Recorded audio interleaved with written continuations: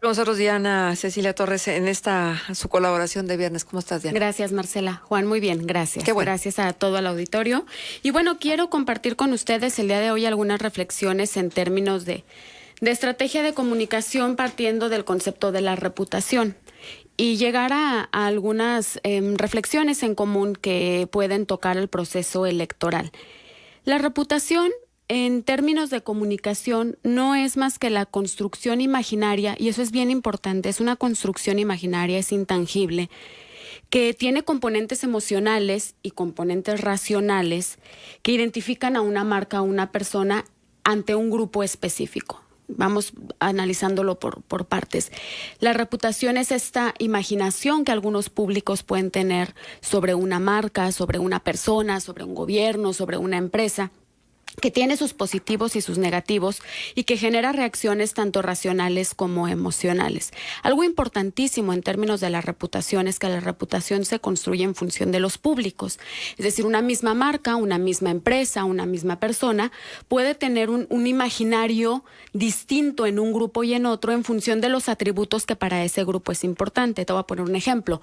Puede haber un restaurante que tenga una muy buena reputación por ser un lugar muy divertido al cual ir, pero probablemente si lo evaluáramos en términos de la calidad de los alimentos, su reputación bajaría de puntaje.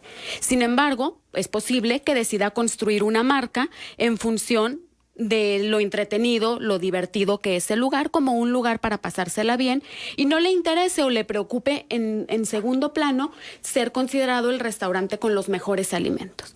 Y eso es bien importante decirlo porque en términos políticos, como cualquier otra marca, sucede lo mismo. Las reputaciones se van construyendo en función de distintos atributos que pueda tener el gobierno, la administración, el partido o la persona, y va a ser un enlace, va a ser un clic con diferentes grupos en función de lo que ellos evalúen. ¿Cómo se construye finalmente eso que se llama, en términos de estrategia de comunicación y de comunicación corporativa, el capital reputacional?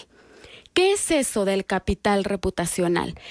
Yo lo resumo siempre como básicamente para cuánto te alcanza en función de tus percepciones. Y ese cuánto te alcanza te permite luego establecer pues los límites de actuación en la comunidad donde trabaja tu empresa, por ejemplo, o con el público al que vas a gobernar.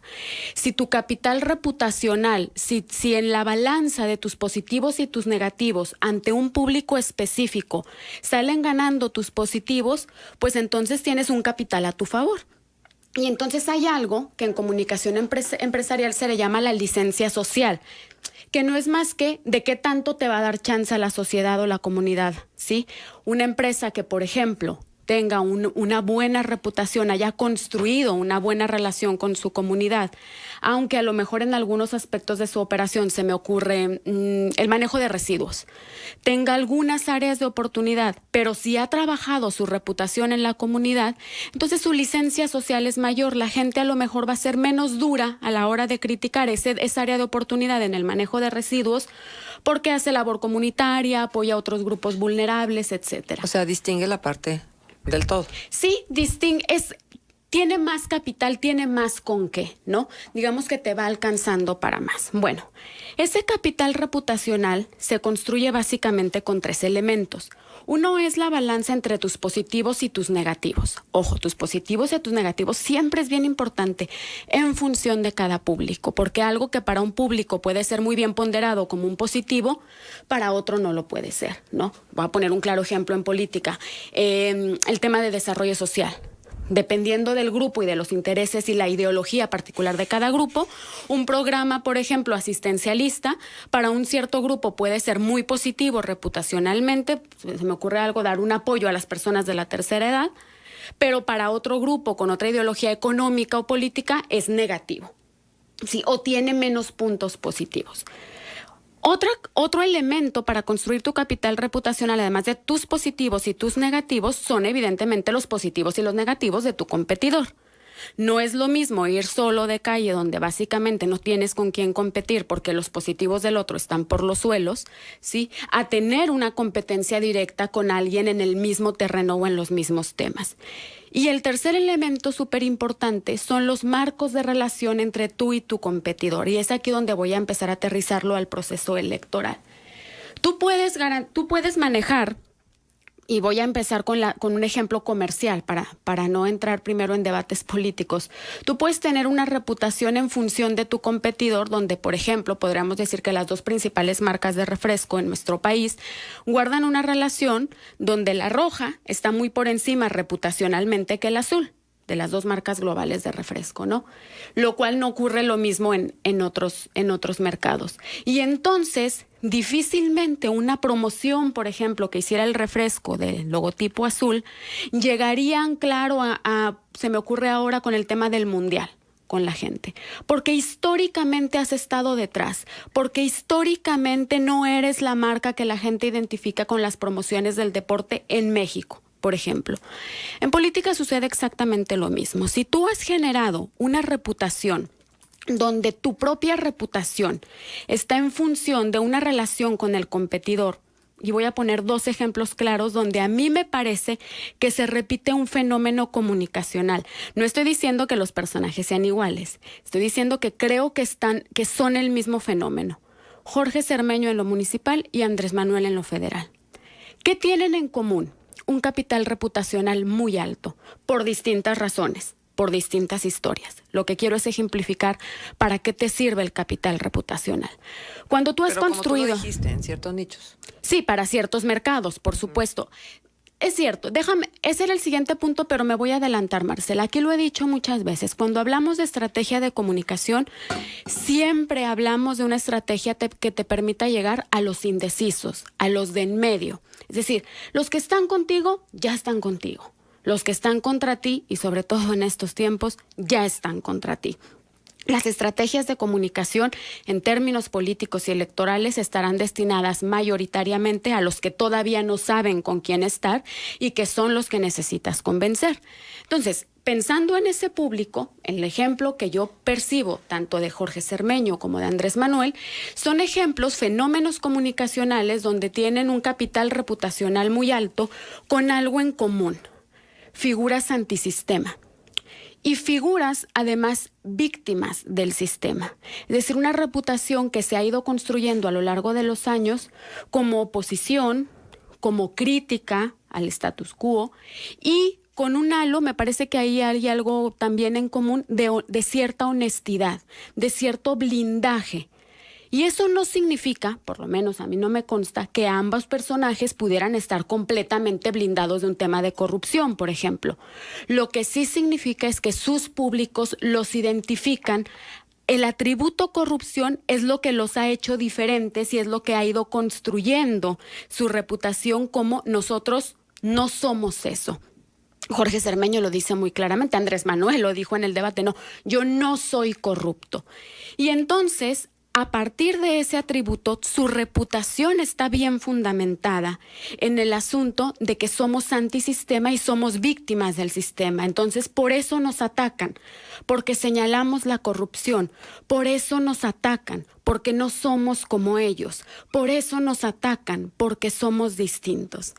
Y aquí es donde quiero llegar a una reflexión bien importante, que me parece que en los equipos contrarios, en los adversarios, hay un error fundamental de estrategia de comunicación. ¿Por qué parece, y lo ponía en Twitter en la mañana, por qué parece que hay personajes como desde mi punto de vista son Jorge Cermeño y Andrés Manuel, que entre más los golpeas más crecen? Porque cada golpe ratifica ese argumento de su reputación. ¿Ven? Por eso me atacan. ¿Ven? Que sí somos la opción distinta, por eso merecemos una descalificación. ¿Ven? Que teníamos razón y entonces el status quo está en contra nuestra. Me parece, el otro día alguien me preguntaba si todo este asunto del agua iba a generar un efecto negativo en la percepción de Jorge Cermeño. Yo he visto algunos números, pero más allá de eso veo un cierto entorno y mi respuesta es no. No. Insisto, independientemente de los que son panistas, que ya son panistas, y de los que son priistas, que ya son priistas, difícilmente alguien en el medio, alguien indeciso, alguien no partidista, va a creer que es responsabilidad de una administración de 6 meses lo que ha sido un problema histórico. Pero ¿sí? No, yo estaría de acuerdo, no suficiente. Claro. Pero sí ¿Sí? En algunas personas, por supuesto, pero lo que quiero llegar es que se refuerza su reputación, Marcela. Mira, con Andrés Manuel es el mismo efecto. ¿Por qué cada vez que hay un ataque en la defensa es, claro, la mafia del poder al servicio? Porque ratifica lo que es el eje de su reputación. Somos antisistema y por eso nos atacan. ¿Qué es lo que yo creería que tendría que estar haciendo una oposición? Dejar de hablar de ese personaje y empezar a contar tus positivos. En la medida en la que más atacas al personaje cuya reputación está centrada en ser la víctima, más lo victimizas, más puntos. No, por supuesto, le engordas el caldo, porque finalmente a partir de eso se construye su reputación, a partir de defender que tan somos distintos que nos atacan. Y entonces cada ataque lo que hace es ratificar ese posicionamiento, ¿no? La relación que se hace entre los competidores determina tus propias percepciones. Ocurre menos con Ricardo Anaya, por ejemplo. El asunto de Ricardo Anaya me parece que está con una reputación un tanto más débil, naturalmente, no tiene tanto tiempo como Andrés Manuel construyéndola, y entonces empiezas a ver cómo un ataque pega más. ¿Por qué? Porque hay una debilidad en esa estructura reputacional, ¿no? Casi terminamos, Marcela, pero no quiero irme sin dedicar los últimos segundos a una reflexión en relación con lo que hablamos la semana pasada. Me parece que esto es, punto y aparte o punto y seguido. Estamos viviendo uno de los momentos políticos más violentos en nuestro país y en nuestra entidad y en nuestro entorno cercano. Y no dejo de pensar en lo que platicamos la semana pasada, Marcela.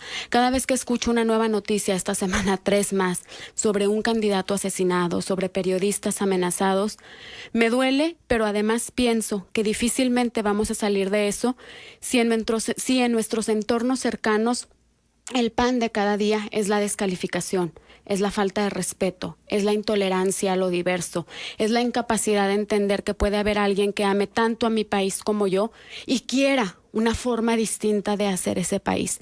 Yo no dejaría de hacer este llamado a la cordura, a la paz, al respeto, porque un candidato asesinado, un candidato desaparecido, a mí me parece que es la cereza de un pastel podrido de violencia. Pero los ingredientes primarios de ese pastel somos todos nosotros siendo intolerantes, siendo violentos, siendo irrespetuosos. Bien, pues muchísimas gracias, Diana, por tu colaboración. Gracias, Marcela.